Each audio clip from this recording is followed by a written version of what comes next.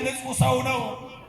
ለማጋባት እንኳን ለልጆቹ ጋብቻ ለመፈጸም እንኳን ከልጆቹ ጋር ጋብቻ የሚፈጽም ማንም የለም ለሎጥ። በኋላ ታሪኩን እንመለከተዋለን። እንዲህ ባለ ሁኔታ ውስጥ መኖር አስቡት፣ ለስነ ልቡና ምን ያህል ከባድ እንደሆነ። በከተማዋ ውስጥ በአመለካከትም በእምነትም በምንም የማይመስል ሁሉም ሰው ሌላ ሆኖ ብቻችሁን እናንተ በከተማ መኖር ምን ያህል ሊከብድ እንደሚችል ሃይማኖት የሚያስከፍለውንም ዋጋ እስከ የት ድረስ እንደሆነ ተመልከቱ። በሌላ ዓለም እንደመኖር ነው። ሎጥ ይሄንንም ሆኖ ዛሬም ንጹህ ነው። በኃጢአተኛዋ በአመፀኛዋ ከተማ የእግዚአብሔር ስም በማይጠራባት ከተማ ሎጥ አሁንም ብቻውን በንጽህና ይቀጥላል። ሰዶም በዚህ የምትታወቅ ናት። እስከ ዛሬ ድረስ ስሙ ሲጠራ የሚዘገንን ኃጢአት ግብረ ሰዶም ማለት የሰዶም ስራ ማለት ነው። ለመጀመሪያ ጊዜ ይህ ነውር ይህ ዘግናኝ ኃጢአት የተፈጸመባት ከተማ ናት ሰዶም።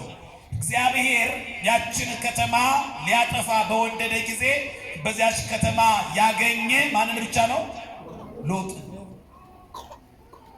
በኃጢአት በቆሸሸችው ከተማ ሕዝቡ ሁሉ አመፀኛ ሆኖ አንድ ሎጥ ተገኘ። እግዚአብሔር ይውላችሁ በከተማው ውስጥ ከአብርሃም ጋር እርግጠኛ ነኝ ወይ ትናንትና ተማምራችሁት ይሆናል። አብርሃም ከተማዋን አጠፋለሁ ሲል አብርሃም በእግዚአብሔር ፊት ቆመ። በእግዚአብሔር ፊት የቆመው ለምንድነው? 50 ጻድቅ ምናልባት በከተማዋ ቢኖሩ ስለ 50ዋ ጻድቅ ብለህ ከተማዋን አትምራትም ወይ? ከተማዋን ልታጠፋት ነው ወይ? 50ዎቹ ቅዱሳንስ ባንተ ፊት ንጹሃን ሆነው እንዴት ይጠፋሉ? እባክህ ስለ 50ዎቹ ቅዱሳን ብለህ ከተማዋን ምን በላት? ማራት አለ። እግዚአብሔር መለሰ። ሥላሴ ቃል ሰጠ። ምን ብሎ? 50 ጻድቃን በከተማዋ ቢኖሩ አመፀኛው ምንም እንኳን ቢበዛ ስለ 50ዎቹ ቅዱሳን ብዬ ከተማዋን እምራታለሁ አለ። እግዚአብሔር ኢትዮጵያን ይማራት። እግዚአብሔር አዲስ አበባን ይማራት። ምዕራፍ 17 ቁጥር 32 እግዚአብሔር ቢረዳን የምንማማርበት የትምህርታችን ርዕስ ነው። ከኔ ቀጥሎ ቃሉን በመናገር በቃሉ አንደበታችሁን አስባርኩት። የሎጥን ሚስት በሉ ሁላችሁ። የሎጥን ሚስት አስቧት። የሉቃስ ወንጌል ወንዶቹ ምዕራፍ ወንዶቹ ምዕራፍ ስንት አልኳችሁ? ሴቶቹ ቁጥር በጣም ጥሩ። የሉቃስ ወንጌል ምዕራፍ 17 ቁጥር 32 ላይ የሚገኝ ቃል ነው። ይህንን ርዕስ ስናነሳ በምክንያት ነው።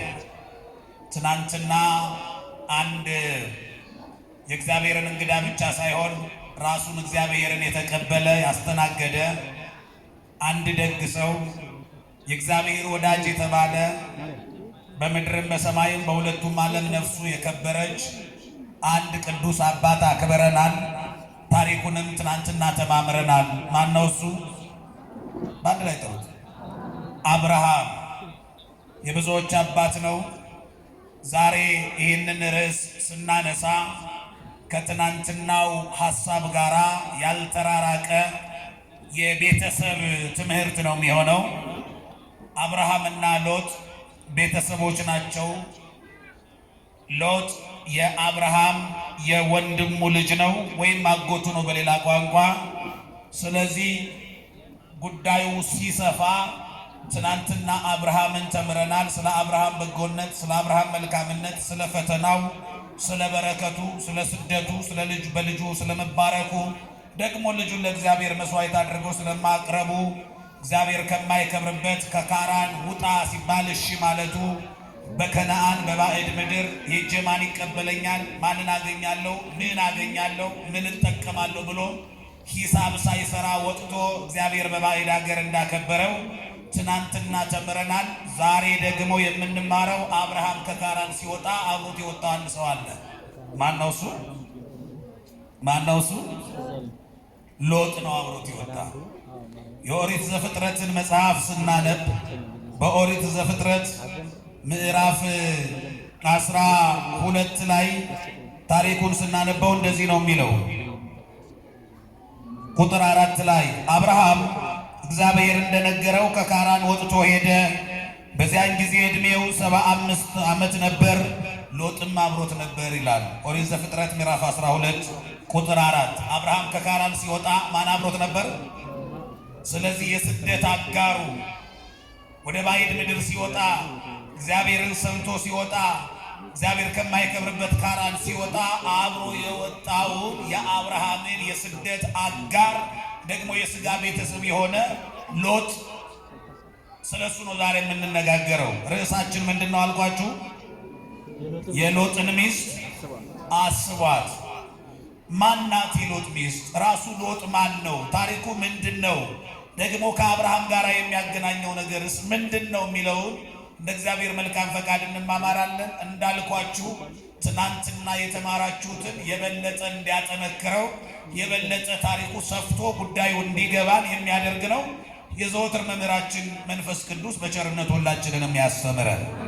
የተወደዳችሁ የእግዚአብሔር ልጆች፣ ሎጥ በዘመኑ ልክ በአብርሃም ላይ የምናያቸውን አንዳንድ ነገሮች ሎጥ ላይ የምናይበት ሰው ነው።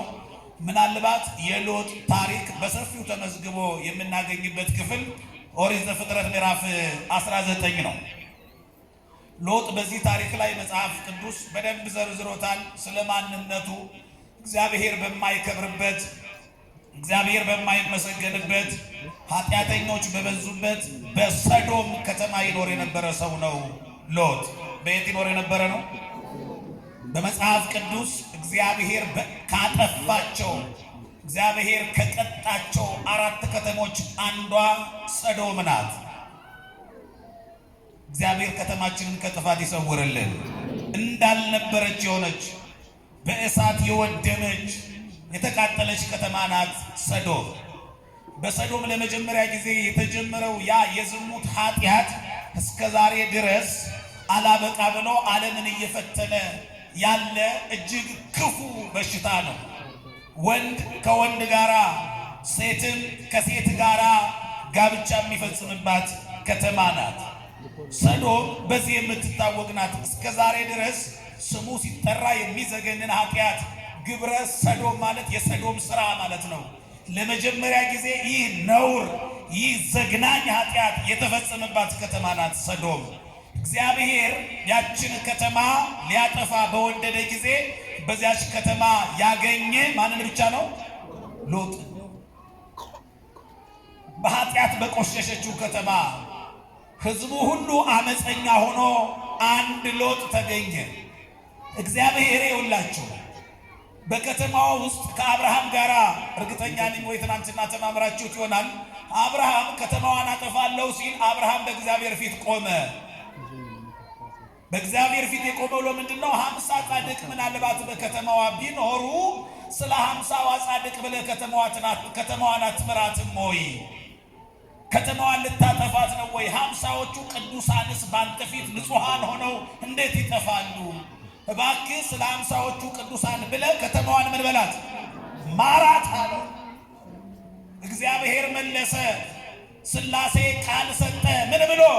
50 ጻድቃን በከተማዋ ቢኖሩ አመፀኛው ምንም እንኳን ቢበዛ ስለ 50ዎቹ ቅዱሳን ብዬ ከተማዋን እምራታለሁ አለ። እግዚአብሔር ኢትዮጵያን ይማራት። እግዚአብሔር አዲስ አበባን ይማራት። እርግጠኛ ነኝ እግዚአብሔር 50 ጻድቃን በከተማዋ ያኖራል። እርግጠኛ ነኝ ቆብ ያላጠለቁ መናንያን በቤታቸው በስውር የሚጸልዩ ቅዱሳን እግዚአብሔር ድብቅ ሰራዊት የእርሱ ወዳጆች ይኖሩታል። ስለነሱ ብሎ ይማረን እግዚአብሔር።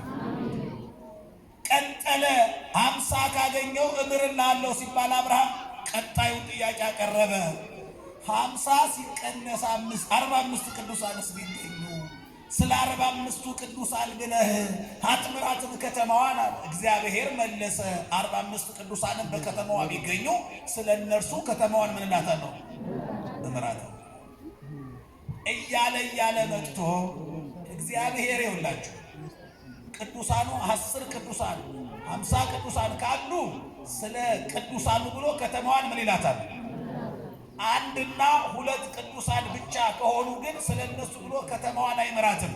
እነሱን ያወጣና ከተማዋን ያጋያታል።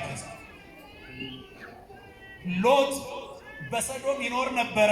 በሰዶም ከተማ 10-20 የሚሆኑ ቅዱሳን እግዚአብሔር ለርህራሄው ምክንያት የሚሆኑ ንጹሃን ጠፍተው ነው ያቺ ከተማ የተቃጠለችው። እግዚአብሔር ቅዱሳኑን አያሳጣል። መልካሞችን ከከተማችን እግዚአብሔር አያጥፋ። ስለዚህ አብርሃም እንዲያደረገ ሰው ነው። ሎጥ ደግሞ በከተማው ብቻውን ያለ ንጹህ ሰው ነው። ለማጋባት እንኳን ለልጆቹ ጋብቻ ለመፈጸም እንኳን ከልጆቹ ጋር ጋብቻ የሚፈጽም ማንም የለም ለሎጥ። በኋላ ታሪኩን እንመለከተዋለን። እንዲህ ባለ ሁኔታ ውስጥ መኖር አስቡት ለስነ ልቡና ምን ያህል ከባድ እንደሆነ። በከተማዋ ውስጥ በአመለካከትም በእምነትም በምንም የማይመስል ሁሉም ሰው ሌላ ሆኖ ብቻችሁን እናንተ በከተማ መኖር ምን ያህል ሊከብድ እንደሚችል ሃይማኖት የሚያስከፍለውንም ዋጋ እስከ የት ድረስ እንደሆነ ተመልከቱ። በሌላ ዓለም እንደመኖር ነው። ሎጥ ይሄንንም ሆኖ ዛሬም ንጹህ ነው። በኃጢአተኛዋ በአመፀኛዋ ከተማ የእግዚአብሔር ስም በማይጠራባት ከተማ ሎጥ አሁንም ብቻውን በንጽህና ይቀጥላል። ይኸውላችሁ ክርስትና በእጅ ብልጫ የምንወስነው አይደለም።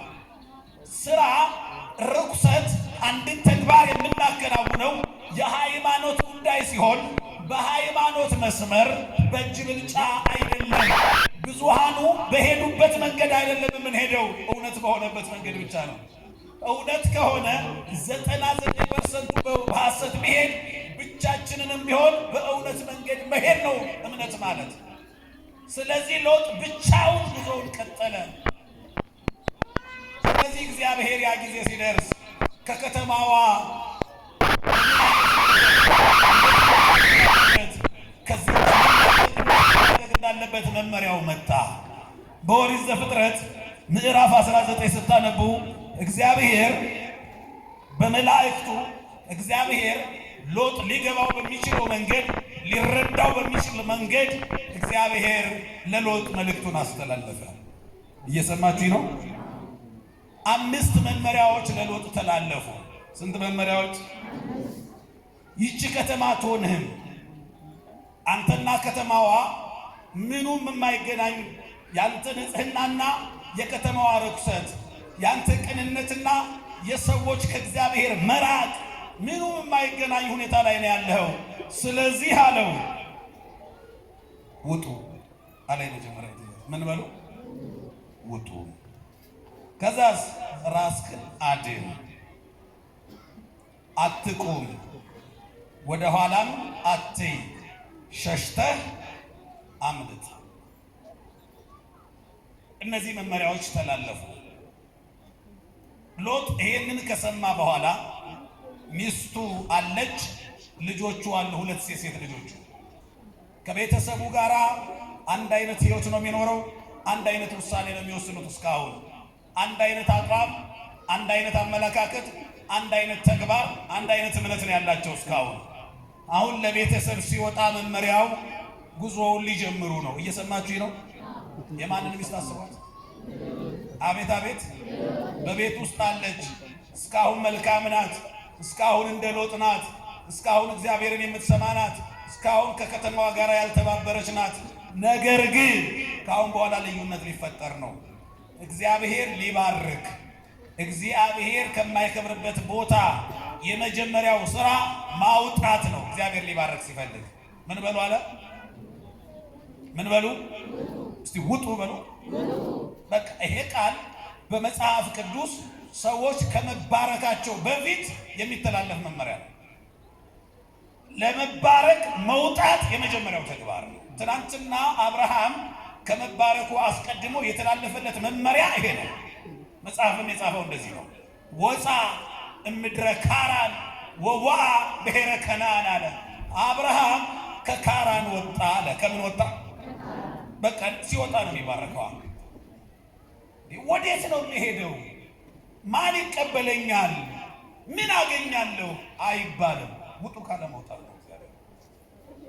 እግዚአብሔር ሲናገር ሌላ ክርክር፣ ሂሳብ መስራት፣ ጥቅሙና ጉዳቱን ማሰላሰል አያስፈልግም። እግዚአብሔር ወደሚጎዳ ነገር ስለማያወጣ ያመነ ሰው ሲያምን እርግጠኛ ሆኖ እግዚአብሔር አይጥለኝም ብሎ ነው መውጣት ያለበት። እስቲ በሉ እግዚአብሔር ምን አይልም? አይጥለኝም፣ ያወጣኛል። ከእናቴ ማህፀን አውጥቶ በሕይወት ያኖረኝ ከሀገር አውጥቶ በሰላም ያኖረኛል። ትናንትና አይቼዋለሁ። ትናንትናን ሲያሻግረኝ፣ ትናንትና ሲረዳኝ አይቼዋለሁ። አይተወኝም። ማን አለ? እባካችሁ ማን አለ? ይሄንን ንግግር ሁል ጊዜ በእምነት ተናገሩት። አንዴ ድገሙት። አሁን ምን ነው ከሰከሳችሁ? ከፍ ከፍ ከልብ ጭምራው ከእምነት ጋር ማን አለ? ነገ አስፈሪ ነው። እነኛ ክፉ ጎረቤቶች አሉ። ያ የሥራ ባልደረባ ያች ጨቅጫቃ ሴት አለች። ያ ደግሞ ፊቱ ተቆሳጥሮ ተቋጥሮ የሚጠብቅ ያ ሰው አለ። ያ ጓደኛ አለ። ያ ባልደረባ አለ። ይሄ ሁሉ እንዴት ነው የምታደርጉት ካላችሁ ሰይጣን መልሱ ይሄ ነው። ምን የሚለው? እግዚአብሔር አለ። የሥራው ጉዳይ ነገ ሊከስር ይችላል። ነገ ከስልጣንም ልትወርድ ትችላለህ። ከስራም ልትባረር ትችላለህ። የምትበላውም ልታጣ ትችላለህ። ነገ እንዴት እንደምትሆኝ እንጃ። ነገ ከባድ ነው ካለ ሰይጣን መልሱ እግዚአብሔር አለ።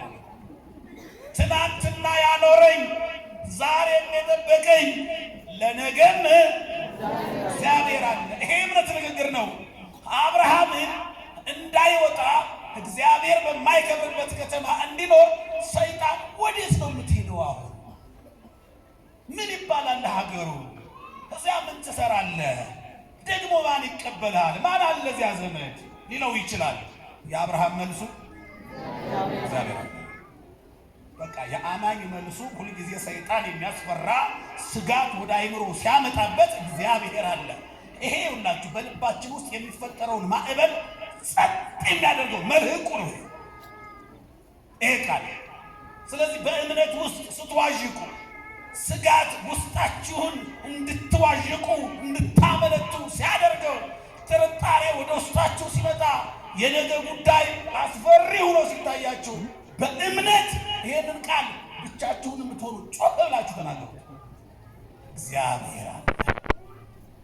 እግዚአብሔር አለ። ይሄን ጨለማ የሚገፍ እግዚአብሔር አለ። ይሄንን ዝናብ በደመና ላይ ቋጥሮ እንዲጠቅም አድርጎ እያንጠባጠበ በዝናብ አብቅሎ በፀሐይ አብስሎ የሚመግበኝ እግዚአብሔር የነገውንም ጉዳይ እሱ አለ። እኔን የሰራ እግዚአብሔር ጉዳይን መስራት አያቅተው። ትችላለህ በሉት። እግዚአብሔር እየሰማችሁ ነው? በቃ ትችላለህ። አይቻለሁ ትናንትና ስትሰራው፣ ትናንትና ስታስተካክለው፣ የከበደኝን ስታቀለው፣ ይሄንን ጨለማ ስትገፈው አይቻለሁ። ደረቁን ምድር ስታረሰርሰው አይቻለሁ። ትችላለህ። ማን አለ ደግሞ ለኔ ካንተ በቀር? አማራጭ የሌለው ምርጫዬ አንተ ነህ። ትችላለህ። ስራልኝ። ባንተ ጥየዋለሁ።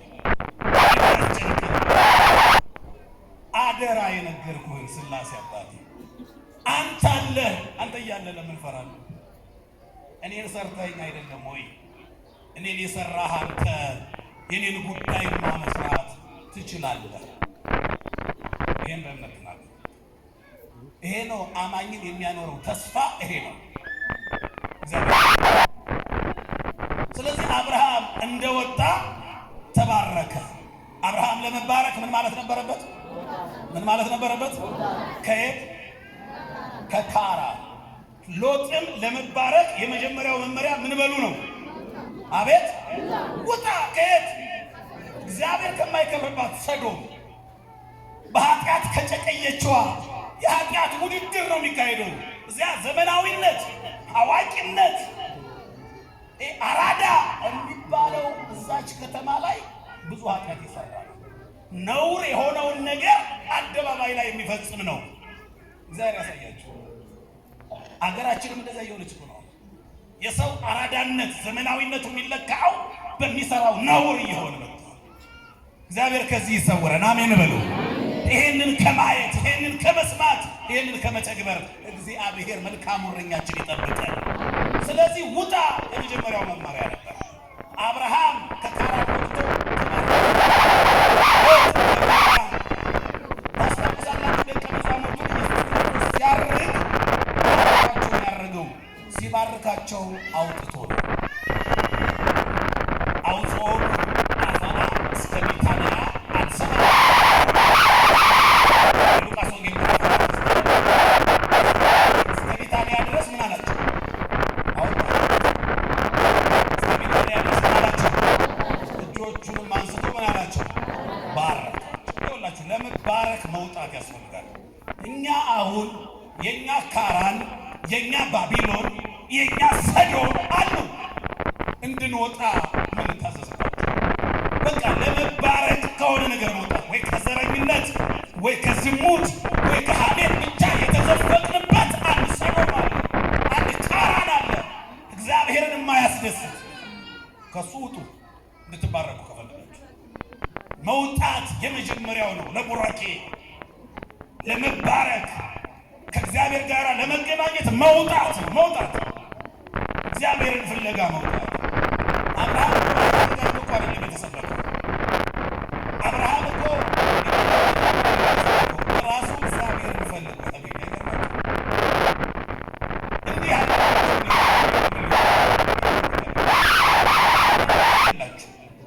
ነገሮቹ ሲቀሉ ሰው ሰነፍ ይሆናል። ነገሮቹ ሲከብዱ ደግሞ ሰው ይበረታል። ድሮ የነበሩ አባቶቻችን አንድን ነገር ለማግኘት ከባድ ነው፣ ሩቅ ነው ሁኔታው፣ ግን እነሱ ብርቶች ናቸው። በእኛ ዘመን ደግሞ ነገር ሁሉ ቀላል ነው። በኪሳችን ባለ ሞባይል መረጃው በሙሉ ተዘርግፎ ይመጣል። በተማረና ባልተማረ መካከል ወደፊት አሁን ልዩነት አይኖርም። ሁሉም ያብራራል። ምን አድርጎ ጎግል አድርጎ ሰርች አድርጎ ያይና በቃ መምህር ያጫው ሁሉም አዋቂ። ለምን? ይሄው አላ መኖሩ በኪሱ። ድካሙ እየቀለለ ሲመጣ እኛ ደግሞ ሰነፍ እየሆነ መጣ። አብርሃምን ይሁት እግዚአብሔርን ፍለጋ ራሱ እየተመራመረ ትናንትና እንደተማራችሁ እሳቱ፣ ውሃው፣ ፀሐዩን ሲያመልክ እነዚህ ሁሉ እንዳንዳንድ እርምጃ እንደመሰላት ወደ ላይ ወደ እግዚአብሔር ያደረሱ ናቸው። ጉባኤ የሆኑት እነዚህ ናቸው ማለት ነው። ስብከቶቹ እነዚህ ናቸው። እግዚአብሔር በፍጥረቱ ለፍጥረቱ ይታወቃል ተብሎ እንደተነገረው በዚህ በፍጥረቱ በኩል እግዚአብሔር ለፍጥረቱ ተገለጠ። የፀሐይ አምላክ ተነጋገረኝ አለ። ፀሐይ ምንድናት? ፍጥረቱ በሉት አብርሃም ምኑ ነው? ስለዚህ እግዚአብሔር በፍጥረቱ ፀሐይ ለፍጥረቱ ለአብርሃም ተገለጠ። እየሰማችሁ ነው? እግዚአብሔር በፍጥረቱ ለፍጥረቱ በእነሱ በኩል መቅረቢያ፣ በእነሱ በኩል መገለጫ፣ በእነሱ በኩል ማወጫ መውጫ መንገድ ሆኖ መሰላል ሆኖ እግዚአብሔር ጋር ደረሰ እየተማረ።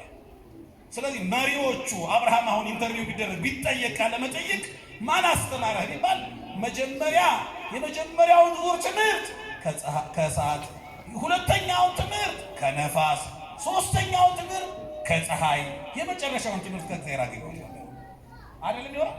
አዎ መምህራኖቹ ነዋቸው። እኛ ደግሞ ስንት ከመምህራን ተማርቶ ከአገልጋይ ተመርጦ እሳት የሚተፉ ሰባክያን ይሰብኩናል። እኛ እያደርን እንደነዝዛለን። እኛ እያደርን አሁንም ኃጢአት በኃጢአት ላይ እንጨምራለን። ስብከቱ ዝማሬው የሚዘመረው እኮ እግዚአብሔር ትናንትና በድለነው ይቅር ብሎናል። ስለዚህ የታገሰን አምላክ ነገ ስለ ትናንትና በደላችን እንድንክሰው ነው እግዚአብሔር። እየሰማችሁ አይደል? ስለ ትናንትና በደላችን ነገ ምንድን ነው? እንድንክሰው ነው። እግዚአብሔር የካሳ ጊዜ ይጠብቃል። ጴጥሮስን ሲክድ እግዚአብሔር ዝም አለው። በማግስቱ ምን አደረገ? ጴጥሮስ አምላኩን ካሰ። 3 ጊዜ የካደው ጴጥሮስ 3000 ካህዲ አሳምኖ አመጣና ይሄው ካሳ፣ ይሄው ግብርህ። ትናንትና አሳዝኛለሁ፣ በድያለሁ። አሁን ግን መባው እጅ መንሻው ይሄው። ትናንትና አላውቀውም ብዬ ነበር፣ አሁን ግን ኢየሱስ ጌታ ነው ብሎ የሚመሰክሩ 3000 ካህዲዎችን ይሄው ካህዲው ልጅ ትናንትና የካድኩ አሁን ካህዲያኑን ሰብስቤ መጣሁ። አብረህ ማረን። ስለ ትናንትና በደሌ ዛሬ ካሳ ይሄው። አሁን እኛ እግዚአብሔር ትናንትና በድለ ነው ዛሬ ዝም የሚለን የካሳ ጊዜ ስለሰጠን ነው። ስለዚህ እንደ ትናንትናው አይነት ኃጢአት እንድንሰራ ሳይሆን ስለ ትናንትናው ኃጢአታችን ዛሬ እንድናለቅስ ነው ጊዜ የሚሰጥ። እኛ እንደሱ አይደለም የተረጎምነው። እግዚአብሔር ትናንትና ኃጢአት ስንሰራ ዝም ብሎናል። ስለዚህ የተስማማ መሰለ ማለት ከኃጢአታችን ጋር በቃ ተመችቶታል መሰለ። እንደሱ አይደለም። ምን አለባት ነገ ይመለሳሉ። እየጠበቀን ነው። እያለቀስን የምንመለስበትን ጊዜ እግዚአብሔር ይራባል፣ እግዚአብሔር ይጠማል። እሱን ነገር መቼ ይሆን ያከርታታ ልጄ የሚመጣው? መቼ ይሆን ያቺ ልጄ ኃጢአት በቃኝ የምትለው? ከኃጢአት ትርፍ እንደሌለው ሰው መቼ ይሆን የሚመለሱት እያለ እየጠበቀ ነው እግዚአብሔር።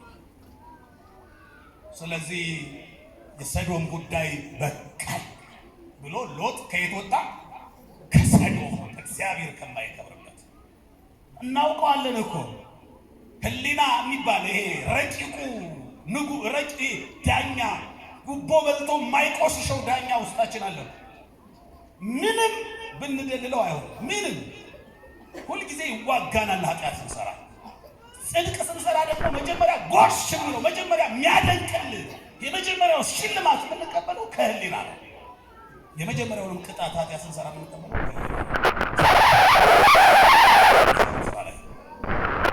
በጣም ጥሩ አደረግ ይላችኋል ካላችሁ እሱ ጽድቅ ነው ማለት ነው።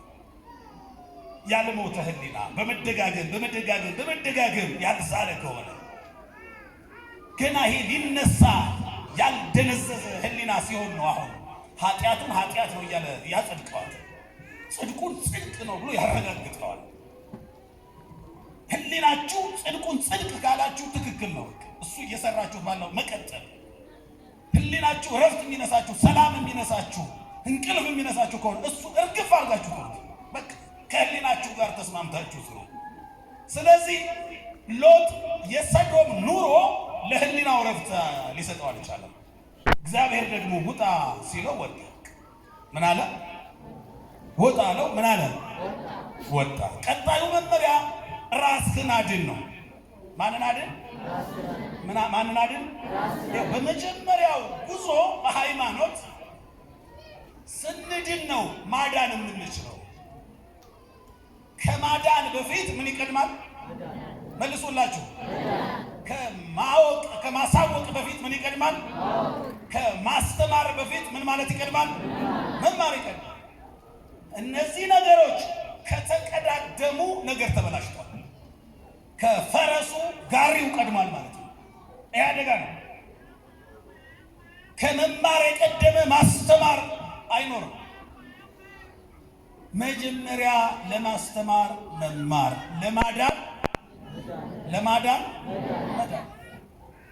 በአውሮፕላን የሚሰጠው መመሪያ ሰምታችኋል አይደል? በአደጋ ጊዜ የአፍና የአፍንጫ ጭንብል ከላይ ይወርድላችኋል። ልጅም ካለ ሌላ ከጎኖት ሰውም ካለ ሌሎቹን መረዳት የሚችሉት ምን ካሉ በኋላ ነው? ራስ መጀመሪያ ይሄ ነው የሚሰጠው። ማንም ሰው ቢሆን ሌሎቹን ከመርዳቱ አስቀድሞ ራሱን ማዳኑ፣ ራሱ ሴፍ መሆኑ፣ ራሱ ከአደጋው፣ ራሱ ከችግሩ፣ ራሱ ከመዓቱ፣ ራሱ ከጥፋቱ ነፃ መሆኑን አረጋግጦ ከዛ ለሰው መትረፍ የሚቻል። ስለዚህ ራስህን ምን በል አድን። ይሄን መመሪያ ሰማ። ከዚህ በኋላ ጉዞ ሊጀምር ነው። ራስን ማዳን። ቤተሰቡ አለ። አሁን ጉዞ ተጀመረ። መንገድ ላይ የማንን ሚስት አስበው? የማንን ሚስት አስበው? ጉዞውን ጀምራለች።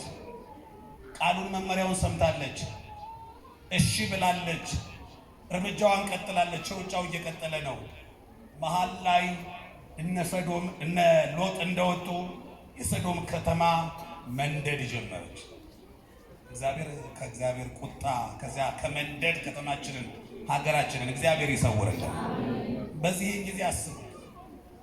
ምንም ቢሆን የኖሩበትን ከተማ ትቶ መውጣት ምን ያህል ከባድ እንደሆነ በተለይ በዚህ ዘመን ደግሞ ችግር የለውም ለማስረዳት። ብዙ ሰዎች ትዝ ይላቸዋል። አሁን በአንዳንድ ምክንያቶች በኮሪደር በምን ከሆነ ሰፈር ወጥተው የሆነ ቦታ ሲሄዱ በቤት መቀየርም ሊሆን ይችላል እስከሚለመድ ድረስ የኖሩበት ተወልደው ያደጉበት ሰፈር ትዝ ይላል። ከነ ክፋቱ ከነ ኃጢአቱ ሊሆን እንደውም ለትዝታ ከመልካም ይልቅ የኃጢአት ትዝታ ከባድ ነው። በጣም ከባድ ልጆቹ እስኪፈተኑ ድረስ በኋላ እናያቸዋለን። እንዴት አትዩ። ደግሞ በእኛ በባህሪያችን እንደምታውቁት የተከለከለ ነገር እንወዳለን። ቀጣዩ መመሪያ የመጀመሪያው ውጡ አይደለም። ቀጣዩ ምንድነው? ራስን አድን። ሶስተኛው ወደ ኋላ ዙረህ እንዳታይ፣ ወደ ኋላ ዙረህ እንዳታይ። አራተኛው እንዳትቆም፣ አምስተኛው ሸሽተህ አምልጥ የሚሉ መመሪያዎች ነው ያሉት። ስለዚህ ጉዞ ቀጥሏል። ሶስተኛው መመሪያ ወደ ኋላ ምን እንዳትል እንዳታይ። ይኸውላችሁ ወደ ኋላ ማየት ማለት የግድ አንገት መቆል ወደ ኋላ መመለሱ ብቻ አይደለም። ትዝታ ምንድነው? ትናንትና ወደ ኋላ ማየት፣ ያለፈን ጊዜ ማየት ነው አይደለ? ትዝታ ራሱ ወደ ኋላ ማየት ነው። የሎጥ ሚስት ስጋዋ ነው ከሰዶም የወጣው እንጂ ልቧ ሰዶም ውስጥ የቀረሰ። ያ ይደረግ የነበረው በሰዶም ከተማ የጭፈራው ቅላጼ አሁን ጆሮዋ ላይ ነው።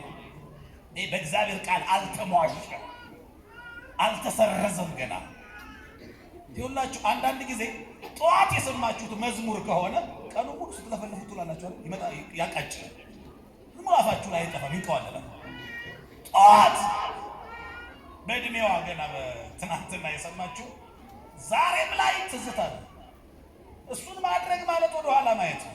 በክርስትና ሃይማኖት ይኸውላችሁ በክርስትና ጽድቅንም ይሁን ኃጢአትን ወደ ኋላ ተመልሶ ማስታወስ አያስፈልግም። ቅዱስ ጳውሎስ እንደዚህ ይላል በፊልጵስዩስ 3:12 ላይ የኋላዬን እየተውኩ ይላል ወደፊቴ ያለውን ለመያዝ እዘረጋለሁ ይላል። የኋላውን ምን እያለ እየተውኩ በቃ መርሳት ነው። ሁለቱንም ኃጢአትንም ጽድቅንም ሁለቱም ማስታወስ አያስፈልግም። ለምን? የትናንትናውን ኃጢአት ማስታወስ ለጭንቀት፣ የትናንትናውን በጎ ስራ ማስታወስ ለትዕቢት ያጋለጣል። ሁለቱም አብቅቷል፣ ያለፈዋል፣ እንደ ክረምት ጎርፍ አልፏል። ትናንትና የሐምሌ ሥላሴ ዕለት 150 ብር ለነዳያን መጽኖቻለሁ አይባልም። እሱ አይቆጠርም፣ ይሄ አይደመርም፣ ሪፖርት አይቀርብም። ይህ የፈሪሳዊነት ጠባይ ነው። በቃ የትናንትናው እንጀራህን በምን ላይ ጣለው? በውሃ ላይ ሄዷል። በሰማይ ነው እሱ። ሌላ ዘጋቢ አለው። እሱ አይመዘገብም። እሱ በእኛ ሪፖርት ሊቀርብ አይገባው። የትናንትና ጽድቅም የትናንትና ኃጢአትም አልፏል። ንስሐ ገባንበት። እግዚአብሔርም ሰይጣን እንኳን ረስቶታል። ክፉ ጓደኞቻችን ብቻ ነው እሱ የሚያስታውሱ። ሰይጣን ራሱ ሊጠየቅ እኮ የፍልስጣን የሚባል ሰይጣን አለ። ኃጢአት ብቻ የሚመዘግብ ስራው ማለት ነው። እና ልክ ስንሰራው ይመዘግባል። ንስሐ ስንገባበት ተወራበት ይሰርዛል። በዚህ አይከስም ሰይጣን ራሱ። ጓደኞቻችን ናቸው የማይሰርዙት። ከሰይጣን የከፈሉ ነው። ሰይጣንን የሚያስነቅሰው ማለት አሁን ይሄ ነው። ሰይጣን ይረሳል። ንስሐ የገባችሁበትን ኃጢአት ከነ ተዝና እኛ ራሳችን አንዳንድ ጊዜ ይውላችሁ ንስሐ ገብተንበት አልወጣልን ይላል። እየሰማችሁ ነው። እግዚአብሔር የሚምረን በ49 ስግደት በ160 በ64 ስግደት ይመስላል። እሱ እኮ እንደው ሰበብ ሆኖ እንጂ እንዴት ነው ሰው ገሎ ሰው በስግደት እንዴት ይሆናል? ምህረቱ ሲጨመርበት ነው የሚያድነኝ። በመውደቅ በመነሳት ብቻ አይደለም ብሎ ምህረቱን መጨመር የተሰጠን ቀኖና እና ስጋዊነታችን ሲፈትነን የተሰጠን ቀኖና አላረካንልና ተመልሰን እንጨነቅ። አትጨነቁ። ንስሐ የገባችሁበት ጉዳይ ከሆነ ብቻ መጀመሪያውኑ ትክክለኛውን አሁን እኛ እንደዚያ የምንጨነቀው ለምን እንደሆነ ታውቃላችሁ? ትክክለኛውን ኃጢአት አይደለም የምንናገረው። ትክክለኛውን ኃጢአት አይደለም የምንናገረው። ጫፉን ነክተን እንቀዋለን። ጥሩ ኃጢአት አይደለም እኮ አሁን ንሷዝ የሚቀርበው። ቡና ወቅቻለሁ፣ በሰንበት ውሃ ቀድቻለሁ እኮ ነው ኃጢአት። ኧረ ይሄ ምን ሌላ ስንታል አይደል እንዴ? እለ ገመድ ትውህቱ እለ ጻፉት ተነጽፉ ይላል ወንጌ። ገመዱን እየዋጥ ትንኙን ነው የምንናገረው። ሰውየው እንዳደረገው ማለት ነው። አባ ቀኖና ይስጡኝ ይላል። ምን ሰርተ ምን በደለ ነው? ምን ኃጢአት ሰርተ ነው? ገመድ ሰርቄያለሁ አለ። ቀለል አደረጉና በገመድ ልክ ነው በቃ እንዲያታደር መከሩት ምናምን ሄደ። ጭንቀቱ አለቀቀው። ከዚያስ ተመልሶ መጣ። አሁንም ንስሐ በሳምንት እንጂ እሺ ምንድነው? አሁንም ገመድ ነው። እሺ አሁን ከዚህ በኋላ ደግሞ አትበድለው። ሶስተኛ ሲመጣ በቃ ምንጩን መፈለግ ጀመሩ። አባ ይሄ ገመድ እንዴት ነው ነገሩ? ገመድ ብቻ ነው ወይስ? ኧረ ጫፉ ላይ በሬ አለ። ዙሪያ ጥምጥሙን ይሄዳል። ማረፍ የሚችለው አሁን ነው በሬውን ሲናገር። እኛ ግመሉን አንናገር፣ በሬውን አንናገር፣ ገመዱን ነው የምንናገር።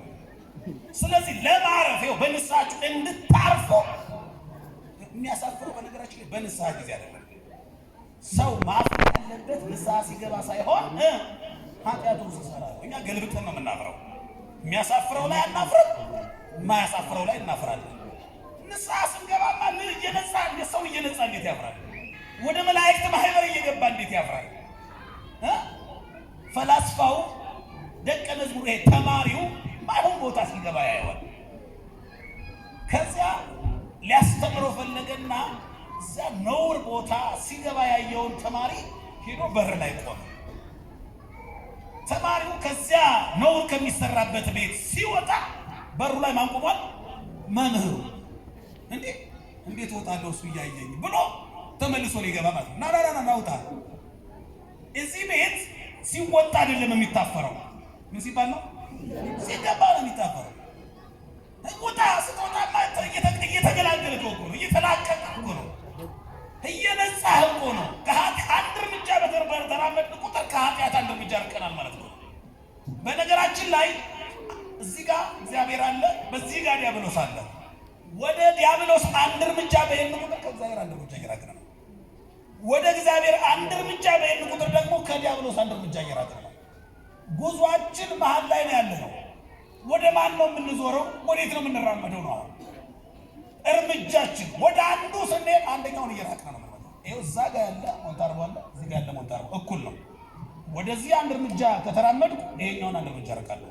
ርቀቱ አንድ እርምጃ ይጨምራል ማለት ነው። ስለዚህ እኛ የሚያሳፍረው ላይ አናፍር፣ የሚያኮራው ላይ እናፍራለን። ሰው ንስሐ ሲገባ አሁን ማፈር አለበት ነው። መልአክ እየመሰለ በሱ ስም በሰማይ በስሙ ቅዳሴ እየተቀደሰ እኮ ነው። በአንድ ኃጢአተኛ ንስሐ መግባት በሰማይ መላእክት ዘንድ ምን ይሆናል? ደስታ። አንድ ኃጢአተኛ የአዳም ልጅ በኃጢአት የቆሸሸ ከዲያብሎስ ጋር ሰማንያውን ያሰረ ያንን የኃጢአት ቃል ኪዳኑን ቀዶ እኛን መስሎ ሊኖር ወስኖ መጥቷል። ደስ ይበላችሁ ተብሎ በሰማይ መላእክት በስማችን ማህሌት ይቆማል። መላእክት ስለኛ ሐሴት ያደርጋሉ። ይሄን እንዴት ሰው ያፍራል? ሚካኤል በሱ ስም እየተደሰተ እንዴት እሱ ያፍራል? ይሄንማ ዲያብሎስ ይፈረጅ።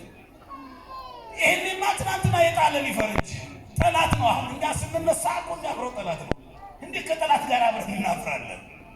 እንዴት ከጠላት ጋር አብረን እርር? እኛ ንስሐ ስንገባ ቅዱስ ሚካኤል እልል ይላል፣ ዲያብሎስ እርር ይላል። እኛ ከማን ጋር ነው መሆን ያለብን? ከሚካኤል ጋር እልል ማለት ነው፣ ከዲያብሎስ ጋር እርር ማለት ነው። ከሚካኤል ጋር ነው እንጂ እልል ማለት ነው። ከሰይጣን ጋር እርር ማለት ነው። በሉ እልል በሉ። አሁን እግዚአብሔር ይመስገን በማያቋርጥ እነሱ እያርፉ ይሴቡ ሳያርፉ ያመሰግኑታል ስለኛ። ያቺች ንጽሕት የትናንትና በደሏ የተተወላት ይሄ መልካም ሰው ይሄ ቀና ልጅ በደሉ የተከደነለት እግዚአብሔር ንስሐ ዕድሜ የጨመረለት መጥቷልኛል ይመስል ደስ ይበላችሁ ተብሎ አዋጅ ታውጆ በስማችን ደስታ የደስታ ድግስ ድግስ ይሄን ያብሮ ነው እንጂ ለዚህ ምክንያት ያረከኝ ይተክበር ማለት ነው። የምን መሸማቀቅ ነው? በንስሐ በውድቀት ነው ማለት ነው። ስለዚህ ለመመለስ አለ።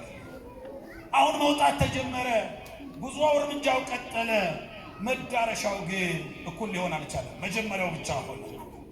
የማንን ሚስት አስባት? የሎጥ ሚስት። እግዚአብሔርን ሰምታ ጉዞዋን ጀምራ መዳረሻዋ ዓላማዋ ግቡ ጋር ሳትደርስ የቀረች፣ በመዝሙር ጀምራ በጭፈራ የጨረሰች፣ በምስጋና ጀምራ በማጉረምረም የጨረሰች፣ ወጥታ የማይጎበኝ ሐውልት ሆና የቀረች፣ የእስራኤል አምላክ ባላወቀው ፈርዶ ሀገሬ ሰዶምን ሀገሬ ገሞራን አደረጋት ባዶ ብላ ዘወር ስትል እንዲህ እንደተቆለመች ባሏ አለ፣ ልጆቿ አሉ። ምንን አድን ተብሏል? ቅድም ምንን አድን? በሃይማኖት ይወላችሁ። ቅድም እንዳልኳችሁ አንዱ ሲገነጠል አብሮ በእጅ ብልጫ መወሰድ የለም። ራስ ብቻ እስከሚቀሩ ድረስ አብሮ መቀጠል ብቻ። የትዳር አጋር እንኳን ቢሆን በሃይማኖት ከሆነ በነገራችን ላይ ይወላችሁ ከሚስት ጋር ራሱ የሃይማኖት ጉዳይ ከሆነ መፍታት እንጂ አብሮ መካድ አይፈቀድም። ይሄ የምንፋታባቸው 6 ምክንያቶች አሉ። ጊዜ አልባ ሙሽሮች የሚለው መጽሐፍ ላይ ጽፏል። አንዱ የሃይማኖት ጉዳይ ነው። እግዚአብሔርን የማያምኑ ሰዎችን ማግባት የሰይጣን አማች መሆን ነው። በቃ አለቀ። የሰይጣን አማች ይህች ሴት አሁን አበቃ፣ ተቆርጣለች ከእምነቱ። እግዚአብሔር ያላትን ትታለች። አትዙሪ፣ ውጪ፣ የታቀደልሽ ዓላማ ጋር ሂጂ። ወጣች፣ ጀመረችው፣ መሀል ላይ ቀረች። በእውነት መንገድ ላይ ከመቅረት እግዚአብሔር ይሰውረን፣ እግዚአብሔር ይሰውረን። የብዙዎቻችን ስጋት ይሄ ነው። ጀምረናል፣ በቃ እዚህ ደርሰናል። ከነ ጉድለቱም ቢሆን ይሄ ሁሉ ሰው ጉዞውን የጀመረ በክርስትና ደግሞ ጡረታ አይወጣም። በሃይማኖት ጡረታ አይወጣም። እስከ ዛሬ ድረስ ይሄንን ጽድቅ ሰራው፣ 3 ቤተክርስቲያን አስገነባው፣ እስካሁን የሰራሁት ይበቃኛል ተብሎ ወደ ሌላ ይሄድ እስከ መጨረሻው ህቅታ ነው። እስከ ሞት ድረስ ምን ያልከው የታመንክ እስከሚደክም አይደለም፣ እስከ ሞት ነው ክርስቲያን። የሆነ በጎ ስራ እስከሚሰራ አይደለም። እንዲያው በጽድቃችን መመካት ከጀመርን ያኔ ውድቀት ጀመረናል። በዚህ በማህሌተ ጽጌ ሊቃውንት የሚያዜሙ ጻድቅ እስጢፋ ዘይት ሚርካህ በጻም ሀገር ነው ብሎ የሚያነሱት አለ። ጻድቅ እስጢፋ የሚባል 40 ዓመት ሙሉ የመነነ ጻድቅ፣ በቃ እግዚአብሔር ማየት ማናገር የደረሰ ማለት ነው። አንድ ቀን ወንበዴው ኃጢአት ሰርቶ መጨረሻ ላይ እግዚአብሔር ምሕረቱ በዝቶለት ገነት ሲገባ ያያል። በቃ ገነት የወንበዴዎች መናኸሪያ ሆነች ብሎ በመልካም ስራው ተመካና ይሄ ሰውማ በአንድ ቀን ጸሎቱ በአንድ ቀን መልካም ስራው ገነት ከገባ 40 ዓመት ማለት ነው። ገነት ሲያሰኝ ሌላ ቪአይፒ ያስፈልገኛል ላይ ነገር አለ። ከወንበዴው ይልቅ ይሄ ሰው ጽድቁ ናት። በቃ በመልካም ስራችሁ መመካት ያቆማችሁ ቀን ያንቀርባችሁ። በጽድቁ ከሚመካ ጻድቅ በኃጢአቱ የሚጸጸት ኃጢአተኛ ይበልጣል። እየሰማችሁ ነው? በጽድቅ መጽሐፍ ላይ እንዴት ነው? ከሞት አንበሳ ያልሞተ ውሻ ይሻላል አይደል? አዎ፣ እድል ያለው ማለት ነው። እድል ያለው እድሉ አለ። አሁን የሚጸጸት ኃጢአተኛ እድሉ አለው ማለት ነው። ምህረቱ ያቸርነቱ ሲደረግለት አንተ በጽድቁ የሚመካው ጻድቅ ግን ያደጋ ምልክት ላይ ቀይ መብራት ላይ በጽድቅ መመካት አያስፈልግም። ለዚህ ነው ቅድም የትናንትና መልካም ስራ አይቆጠርም ያሉት። እነዚያ ሁለቱ ጸሎተኞች እኮ ቤተክርስቲያን መጥተው ቀራጩና ፈሪሳዊው ያንዱ ጸሎት እንዳይሰማ ያደረገው መልካም ስራውን መቁጠር ጀመረ። ሪፖርት ማቅረብ ጀመረ። በሳምንት 2 ቀን እጾማለሁ ይላል። ማክሰኞና ሐሙስ እየጾመ እኮ ነው ደግሞ የሚጾምበት ቀን እንኳን ቢጾም አሁን ሪፖርት ይደረጋል። አስራቴን አወጣለሁ ይላል አይባልም። በቃ መልካም ስራ አይቆጠርም። እግዚአብሔር ቆጥሮታል። እግዚአብሔር መዝግቦታል። እዚህ ሲቆጠር እዚህ አይሰረዛል። ለዚህ እኮ ነው በስውር ጸልዩ፣ በግልጽ ከጸለያችሁ ግን እዚህ ዋጋችሁን ተቀበላችኋል። እዚህ ውዳሴ እዚያም ጽድቅ አይሆንም። እዚህ ውዳሴ ከቀረ ነው እዛ ክርስቶስ ይወራሰው ማለት ነው። ዋጋቸውን ተቀብለዋል አለ። ውዳሴ ነው የፈለጉት አግኝተዋል። በአንድ ስራ 2 ደሞዝ አይከፈል በምድር በሰማይ። እዚህ ውዳሴ እዛም ገነት አይሆንም። ውዳሴን ጥሎ ጽድቅ መስራት ገነት ነው የሚያወርሰው። ስለዚህ ጉዞው ቀጠለ። ሎጥ ሚስቱ አሁን ሐውልት ማለት ይሁት ሐውልት ማለት አያድግም፣ ጭማሬ ትርፍ የለውም፣ ባለበት ማለት ነው። ባለበት የሚለው ተስፋም የማይደረግ ነው። በነገራችን ሐውልት ላይ ተስፋ ማንም አያደርግም። ሲቀጥል የኖህ ሚስት ደግሞ ሌሎቹ ሐውልቶች ሊጎበኙ ይችላሉ። ይችም አትጎበኝ ናት። ጥቁር ነዋ ታሪኳ። እግዚአብሔርን ባለመስማት ሰዶምን በማየት እንዲህ የሆነች ናት። ጉዞ ይቀጥላል። ራስ ግን አትቁም ተባለ። እስኪ በሉ አትቁም በሉ፣ ድገሙት። አትቁም ማለት ነው። አሁን ያለህበት መንፈሳዊ ተግባር ላይ ብቻ አያብቃ ጉዞ አትቁ፣ ቀጥልበት። እስካሁን እሱ መጥቷል። እዚህ ላይ መቆም የለበትም፣ መቀጠል አለበት። እስከታየለት ድረስ እግዚአብሔር እስካየለት ድረስ መቀጠል አለበት። አሁን ልጆቹ 2 ልጆች አሉ። የልጆቹን ሕይወት አስቡት። የልጆቹ አይምሮ ውስጥ መጀመሪያ የተቀረጸው የሰዶም ታሪክ ነው። ስለዚህ አይናቸው ሲገልጡ፣ ጆሮአቸው ሲያደምጡ ሰዶም ነው የሚለው በቃ ትዝታቸው። ሂደው የሚሰሩ ስራ በቃ ዘመድ በሌለበት የሚመስላቸው አጋር በሌለበት መኖር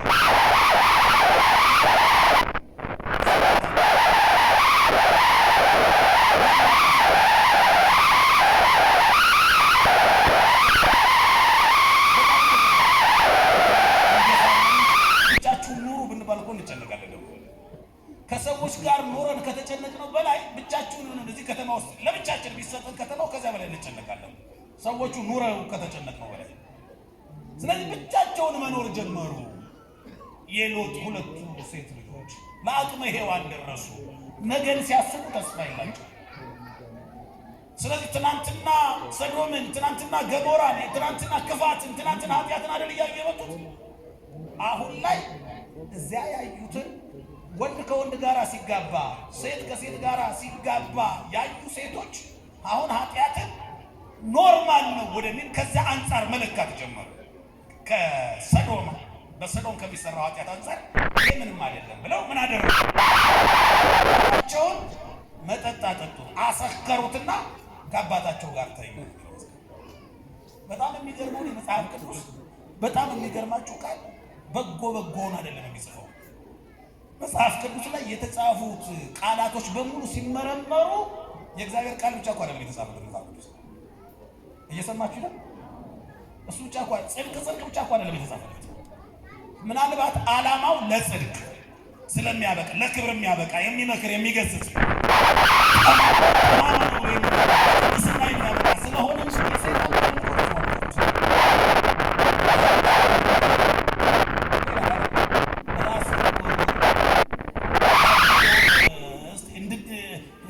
እንድገጽ ይሄ ማቴዎስ ወንጌል ምዕራፍ 4 ነው። የሰይጣን ንግግር አለ። እስኪ ራስህን ወርውር ከተራራ ላይ እና አድን አንተ አምላክ። እስኪ እነዚህ ድንጋዮች ዳቦ እንዲሆኑ አድርግ። እነዚህ ንግግሮች የማን ናቸው? የሰይጣን ናቸው። የተጻፉት ምን ላይ ነው? መጽሐፍ ቅዱስ ላይ። የሰይጣን ንግግር አለ። የኃጢአተኞች ታሪክ አለ። የአህያ ንግግር ሁላ እኮ ነው። የበላም አህያ እኮ የተናገረች ነው። በላም በጣም ምላሳም ነው፣ ተናጋሪ ነው። የእሱ በረከት አድሮባት አህያዋ ራሱ መናገር ጸጋ። አንዳንዴ ያው እግዚአብሔር የሰጠው ጸጋ በልብስ ላይ በምንም ላይ ያድራል። ያ ያንደበቱ ንግግሩ ምላሱ ላይ ነው በረከቱ። እሷ የተናገረችው ሳይቀር መጽሐፍ ቅዱስ በጣም ይገርም እና የሎጥ መውጣቱ ብቻውን አይደለም። ከወጣ በኋላ የገጠመው ዘግናኝ ነገር ተጽፏል። ዘፍጥረት 19 2 ሴት ልጆች ነገ ያለ ባል ልንቀር ነው፣ ያለ ዘር ልንቀር ነው፣ ያለነው እኛ ብቻ ነን፣ ሌላው ኃጢአተኛ ነው፣ ከእነሱ ጋር እንዳንጋባ አባታችን አይፈቅድም፣ ሃይማኖታችን አይፈቅድም። ስለዚህ ብለው ቀለል ያለ ነገር በእነሱ እይታ ሌላ ኃጢአት መረጡ። ኃጢአት መረጡ። እንዲያው ቢያንስ ወንድ ከወንድ ጋር ከመጋባት ይህ ሊሻል ይችላል አይነት ነገር መለካት ማወዳደር ጀምሮ በሰዶም ካለው ኃጢአት አንጻር። ስለዚህ አባታቸውን አሰከሩና ተራ በተራ ከአባታቸው ጋር ተኙ። ከአባታቸው ልጅን ወለዱ። እየሰማችሁ ነው ወይ? ሥላሴ ለመናችሁን ይስማችሁ። አሁን ልብ በሉ። ሎጥ እዩትና አሁን ሞዓብ የተባለ አመፀኛ ሰው ተወለደ። በዚህ መንገድ ሞዓብና ሎጥ አሁን ምንና ምን ናቸው? ደህና መሻችሁ ወይ? እየሰማችሁ ነበረ? በጣም ጥሩ። ሎጥ ምን ሆነ አልኳችሁ? ከልጆቹ ጋር ተኛ፣ ልጅም ከነሱ ወለደ። የተወለደው አንዱ ሞዓብ ነው። ሞዓብ እና ሎጥ ምንና ምን ናቸው? ሎጥ ምኑ ነው? ለዚህ ሕፃን መልሱ እንጂ አባትም አያትም ነው። እንደ ዶሮ በምን ላይ ዶሮ ናት እንደዚህ ለአንድ ጫጩት አንድ ልጅ ሁለት ጊዜ ልትወልድ ማለት ነው። ዶሮና ጫጩት እንደዚህ ነው። ዶሮ መጀመሪያ ምን ትወልዳለች? እንቁላል። ከዛ ከእንቁላሉ ደግሞ ምን ትወልዳለች? ስለዚህ ለጫጩቷ ምንድን ነች? እናት ማያት። ሎጥ መጀመሪያ ሴቶቹ ልጆች ወለደ። ከዛ ከሴቶቹ ልጆች ደግሞ ወንድ ልጆች ወለደ። ስለዚህ ለተወለዱት ለሁለቱ ወንዶች ምንድን ነው? አባትም ነው አያት። በጣም የሚገርም ታሪክ። ይሄ መጽሐፍ ቅዱስ ላይ ቁጭ በቃ አልጋ ባልጋ የሆነ ነገር ብቻ አይደለም። እነዚህ ሴቶችን አስቧቸው። ትናንትና የተማራችሁት አብርሃም በልጁ በኩል የገጠመውን ነገር ይሁት የተፈተነውን ፈተና። አሁን ደግሞ በዚህ በኩል የወንድሙ ልጅ ነው። ቤተሰብ ናቸው። ለዚህ ነው ታሪኩ ምናልባት የቤተሰብ ሆኖ ሰፋ ሲል አብርሃም ማን ነው ቤተሰቡ ማን እንድናየው ጭምር የተፈለገው። አሁን ልብ በሉ። እነዚህ ደግሞ ከተወለዱ በኋላ የጦርነት ሰው።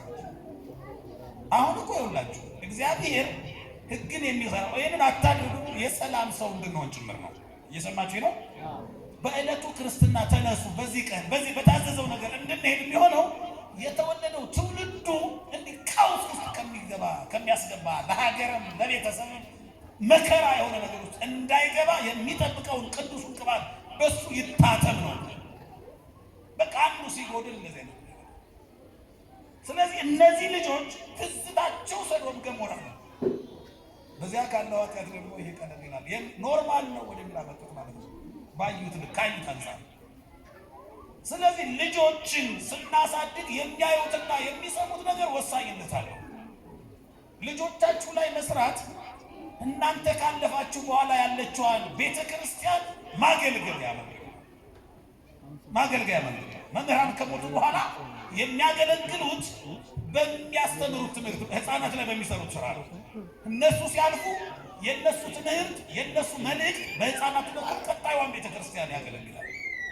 ስለዚህ ልጆቻችሁን ማገልገል የነገዋን ቤተ ክርስቲያን የነገዋን ኢትዮጵያ ማገልገል ነው። እነሱ ላይ ስሩ አደራ። አሁን ወላጅ እንደ ወላጅ አይኖርም፣ ልጅም እንደ ልጅ እየኖራል። ከየት ያምጣዋራ ያለው ወላጅ ይብሳል። ሴትዮዋ ልጇን በስርዓት አላሳደገችም፣ እሷም ስርዓት የላት እና ልጇ አጭር ቀሚስ ለብሳ ይነስ ትምህርት ቤት ያ ዛሬ ነው ያልኩና ያኔ ወላጅ አምጡ ይባላል። ከስርዓት ወጣ ያለ ህፃን ልጅ ትምህርት ቤት ሲገኝ አትማሪም ወላጅ ሳታበጅ ለወላጅ ይነገራል ስተቷ። ከዛ በወላጅ በኩል መስተካከል ያለበት መስተካከል። ወላጅ ካላመጣሽ አትማሪም ተብላ ወላጅ እንድታመጣ ስትላክ ህፃኗ ሄዳ እናቷን ይዛ መጣች። እቺ ደግሞ ጭራሽ ማሰባት ናት። ማስቲካዋን እንደ ድንኳን እየነፋች እያረገች ቀብረር ብላ ከህፃኗ ልጅ እጥፍ ያጠረ ቀሚስ ለብሳ በጣም ያጠረ ወላጅ አመጣሽ ትባል ህፃኗ አዎ ማናት ልጅት እናት አንቺ ራስሽ ወላጅ አምጪ ተባለች። አሁን ወላጆች ራስ ወላጅ ማምጣት አለ። ወላጅ እንደ ወላጅ እየኖራል ቤት ውስጥ መምህር ወላጅ አይሸክም። እንደውም ልጆች የሚገስጹት አንቺ እኮ ችግር አለብሽ ይላል ልጁ አባቱ እናቱ። እንዴት ነው ነገሩ? ስለዚህ እግዚአብሔር ልጆች እንዲህ አይነት ቀውስ ቤታችን ውስጥ እንዳይከሰት ከተፈለገ ልጆቻችን ላይ መስራት፣ የነገዋ ቤተ ክርስቲያን ሰላም እንድታገኝ የነገዋ ኢትዮጵያ ሰላም እንድታገኝ ከተፈለገ ዛሬ ህፃናቱ ላይ ሰላማዊ ነገር መስራት ያስፈልጋል። ዛሬ የዘራነውን ነገር እናጭዳለን። እናንተ ላይ የዘራነውን ዛሬ እያጭድን ያለ ነው። አሁንም ይረፍድም አልመሸም። ወላጆች አይደላችሁ እንዴ የሚያስፈልጋቸውን የምታሟሉት? በስጋዊው ነገር ልብስ፣ ጫማ፣ እስክሪብቶ፣ ደብተር የምትገዙት ለስጋዊ ነገራቸው እንዳስባችሁ ለመንፈሳዊ ነገር እንደተነሳሳችሁ ምነው አንድ ነገር ግማሽ ናቸው ብቻ ግማሽ ማንነታቸው ብቻ እንደታገለገላችሁ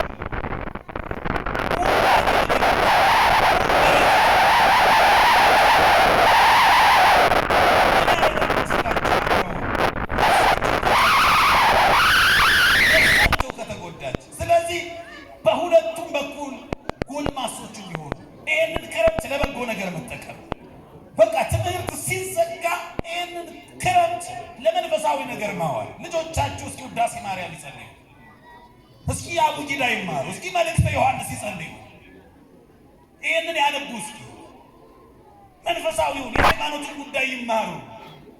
እስካሁን ድረስ ሰበብ ስላለ ምክንያት ስላለ ነው። ትምህርት ያኛው አለ፣ ይሄኛውን ደግሞ ሲማሩ ይደክማሉ። ሁለቱን አብረው እንዳያስቀጥሉ ጫና ይበዛባቸዋል። ያኛው አሁን አበቃ፣ አሁን ይከፋፈልና እስኪ ደግሞ ክረምቷን አባታችን ሆይ በግዕዝ እስኪ ጸልይ፣ ሰላም ለኪ እስኪ ነገ ፈተና ከመግባታቸው በፊት እንዲጸልዩ፣ ነገ ስብሰባ ከመምራታቸው በፊት ስልጣኑ ሲመጣ ከስብሰባው በፊት ሰላም ለኪ እንዲጸልዩ፣ እንደነ ዳዊት እንደነ ሰሎሞን እግዚአብሔር የሚከብርበትን ስራ ሀገርን ወደ ከፍታ የሚያመጣ ስራ እንዲሰሩ ፓርላማውን በጸሎት እንዲከፍቱ እስኪ ለዛ አዘጋጁ። እንዴ ሙሴ እኮ እናቱ መድረክ አድርጋ እቅፏ ላይ እኮ ነው ከጡቷ ጋር ወንጌሉን ያጠባችው። ያ ሙሴ ባህር ከፍሎ ጠላት ገሎ መና አውርዶ ደመና ጋርዶ ያሻገረ ስንቱን ሕዝብ ለብዙዎቹ መውጣት፣ ለብዙዎቹ መሻገር፣ ለብዙዎቹ መባረክ ምክንያት የሆነ ልጅ ማን ያውቃል? እናንተ የያዛችሁ ሕፃን ማን ያውቃል? ሙሴ እኮ የተጣለ ልጅ ነበረ። ወላጅ ጣለው እኮ በባዕድ በሌላ አካል ያደገ እኮ ነው። የተጣለውን ሙሴ ምክንያት አድርጎ የተገፉትን እስራኤል ዘሥጋን ከባርነት አወጣ። ዛሬ የያዛችኋቸው እነኛ እቅፎች፣ እቅፋችሁ ላይ ያሉ ሕፃናት እንደ ቀላል እንዳታዩዋቸው። ይኸውላችሁ በእግዚአብሔር ዓይን ማየት ያስፈልጋል። በእግዚአብሔር ዓይን ሲታይ ደግሞ በእፍኛችሁ የያዛችሁት ዘር ብቻ አይደለም፣ ጫካ ሆኖ ነው እግዚአብሔር የሚያየው። ተዘርቶ ከበቀለ በኋላ ምን እንደሚሆን ያየዋል እግዚአብሔር። ስለዚህ እዛ ድረስ ማየት ነው። ኮልታፋውን ሙሴን እግዚአብሔር እኮ መናገር አይችልም እኮ ሙሴ ሲል እኮ እያለ የሚናገረው ሙሴ አይደል እንዴ? መናገር አንችልም ሲባል በአሮን በኩል እኮ ነው መልእክቱ የሚተላለፈው። ሙሴ ፕሮፖዛሉን ይቀርጻል፣ ሀሳቡን አይዲያውን ያመጣል። መልእክቱ ተብራርቶ የሚናገረው በአሮን በኩል በተወካይ እኮ ነው። ሙሴ አቀላጥፎ መናገር ስለማይችል ኮልታፋውን ሙሴ የህዝብ መሪ ያደረገው አይገርምም? ጰራቅሊጦስ አሮን ይኩነኒ አፈ ወንድምህ አሮን አፍ ይሁን ተባለ። ይናገራቸው።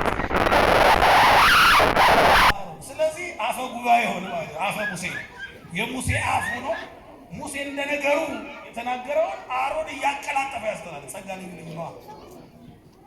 ስለዚህ እጃችሁ ላይ ያሉ ሕፃናት ምን ሊሆኑ እንደሚችሉ አይታወቅም።